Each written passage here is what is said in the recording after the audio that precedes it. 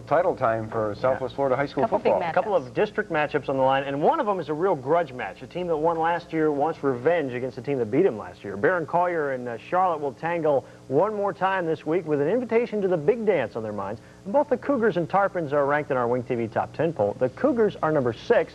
And a win over third-ranked Charlotte Saturday afternoon to keep the Tarpons from clinching the District 12 title, while also keeping the door open for a possible three-way tie for the crown between Charlotte, BC, and Fort Myers. Last year, it was the Cougars edging the Tarpons in overtime to win the district. Now Collier's the underdog. Dave Tanner figures his team may be catching the Tarpons at just the right time. I really look for a good game against Charlotte.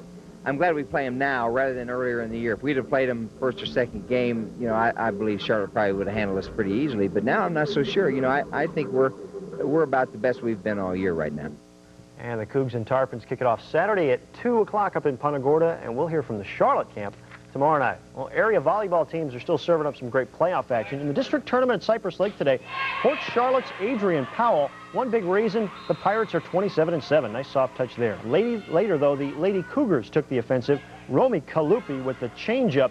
Heather Burns will make a nice dig, but the shot goes wide. 15-13 Port Charlotte in the first. Second game a little easier, though. Here, they'll set up Burns for the big spike, and she will put it down. 15-13 and 15-3 were the scores. As Port Charlotte moves on, the host team Cypress just started its match against Charlotte.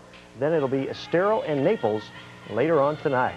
Well, what do you know? Jim Leland finally beat Lou Piniella. Too bad for the Pirates it wasn't in the National League playoffs. But the Pirates skipper beat out Piniella for the National League Manager of the Year award today. He took the Bucks from a 5th-place finish in '89 to the National League East title this year. They lost to Pinella's Reds in 6 games in the championship series. Piniella, of course, a fiery leader for the West Champs, and while throwing this base to protest an ump's call wasn't one of his prouder moments, Pinella's Reds did play better ball after the incident and went on to sweep the A's in the World Series. Well, they've torn up the AFC so far. Now the Dolphins take only their second crack this season at a team from across the tracks. The Phoenix Cardinals come to Miami Sunday. The Finns have won all 6 of their games against AFC foes this season. But at 2-5, the Cardinals aren't exactly what you'd call the strongest of NFC teams this year. But this is a team Miami needs to beat to stay on top of their own division. The Cards have the NFC's leading rusher in rookie Johnny Johnson, and the Finns know they'll have to do more than just strap the pads on to win Sunday. It doesn't matter who you play in this league, because if you don't show up, you get beat. This team we're playing this week almost beat the Giants. And I know if we don't go out there and play well, we're going to get beat.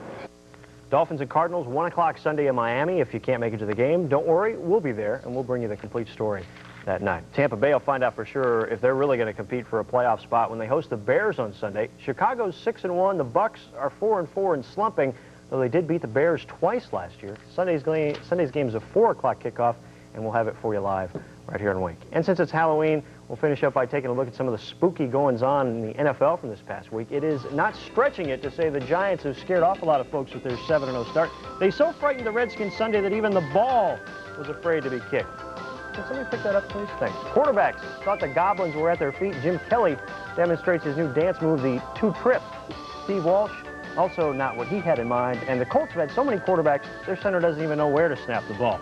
And when quarterback Steve Grogan of the Patriots did get this pass away, where was that one headed? Not exactly sure. I think even the fridge could do better than that. How'd you like to see that come to your door and say trick or treat? No. I don't know if we have enough everything. treats. No, yeah.